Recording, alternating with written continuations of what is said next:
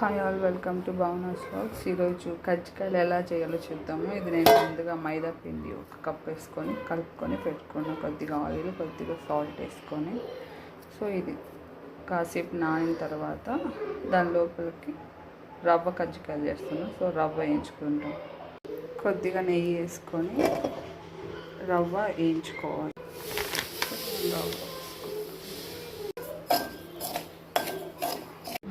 ఇందులోనే 2 table spoon sugar వేస్తాం.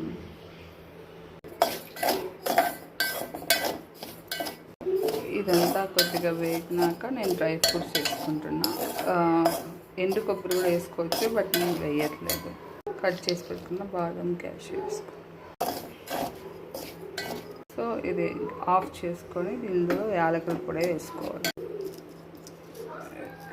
యాలక్కాయ ఇది అలానే పక్కకు పెట్టుకొని చల్లారినాక ఇప్పుడు మనం ముందుగా మిక్స్ చేసి పెట్టుకున్న ఈ పిండిని చిన్న పూరీలాగా రుద్దుకొని కజ్జికాయ షేప్లో చేసుకోవాలి.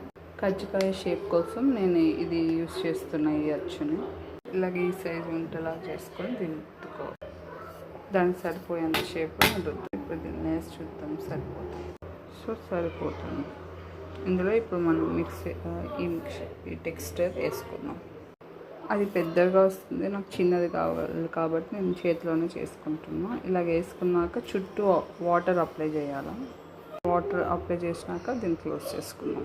సో అన్నీ ఇలాగా నేను చేతితో ఇలా షేప్ చేసుకున్నా. ఇలా చేసుకున్నాక మనం కాల్చుకోవాలి. సో ఇలాగ అన్నీ చేసి పెట్టుకున్నాము. ఇవి కాల్చుకున్నాం. ప్యాన్లో ఆయిల్ పోసుకొని వేడెక్కినాక అది ఒక్కొక్కటి వేసుకున్నాం. సో ఆయిల్ వేడెక్కాక నేను వేసాను. కొద్దిగా గోల్డెన్ బ్రౌన్ రంగు వచ్చాక ఎత్తేయాలి. సో నేను ఇది వేసుకున్నాను. అలానే మిగిలినవన్నీ వేసుకోవాలి. ఎంతో టేస్టీ అయిన కజ్జికాయల snack ready. Thank you. Please subscribe my channel for more videos.